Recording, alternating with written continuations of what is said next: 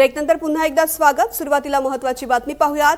ज्येष्ठ समाजसेवक अण्णा हजारे यांनी दिल्लीमधील जंतर मंतरवरील विद्यार्थी आंदोलनाला पाठिंबा देण्यासाठी अहिल्यानगरमधील महात्मा गांधी पुतळ्याजवळ 2 तासांचं मौन आंदोलन केलेलं आहे। या संदर्भात अण्णा हजारे यांच्याशी बातचीत केलेली आहे आमचे प्रतिनिधी प्रसाद शिंदे यांनी।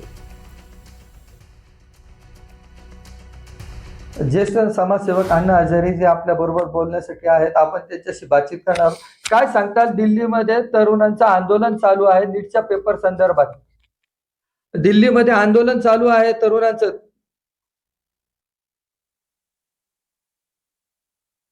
दिल्लीमध्ये आंदोलन चालू आहे, दिल्लीमध्ये आंदोलन सुरू आहे, त्याच्याकडे कसं पाहता? मी जवळ गेलो तर दिसेल बरोबर आहे का चुकीचं आहे, इथं बसून मला सांगता नाही।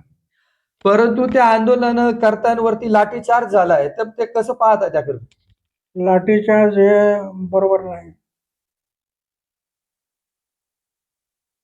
लाठीचार्ज म्हणजे हिंसा हो गई, अहिंसक मार्ग से आंदोलन होना चाहिए। अहिंसा, मैं 22 अनशन किए, कभी हिंसा नहीं है। पंतप्रधानांना आपण पत्र लिहिलं होतं, त्यात काय मागणी केली होती? त्यात हेच म्हटलं होतं, कोई भी प्रश्न छूटता है तो अहिंसा के मार्ग से छूटता है। आता विद्यार्थ्यांचं म्हणणं आहे की केंद्रीय शिक्षण मंत्री यांनी राजीनामा द्यावा, त्याकडे कसं पाहता? पाहावं लागेल। राजीनामा द्यायला पाहिजे त्यांनी। नाही, आता इथं बसून सांगता नाही। तुमचं समर्थन आहे या आंदोलनाला?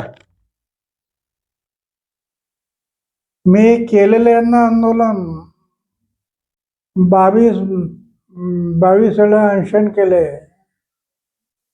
ते केलेले, पण हिंसा नाही, अहिंसा। आज आपण या आंदोलनाला पाठिंबा देण्यासाठी मौन आंदोलन केलं अहिल्यानगरमध्ये। हो, मौन मध्ये शक्ती आहे।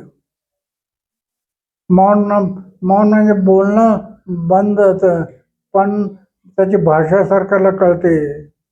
मौन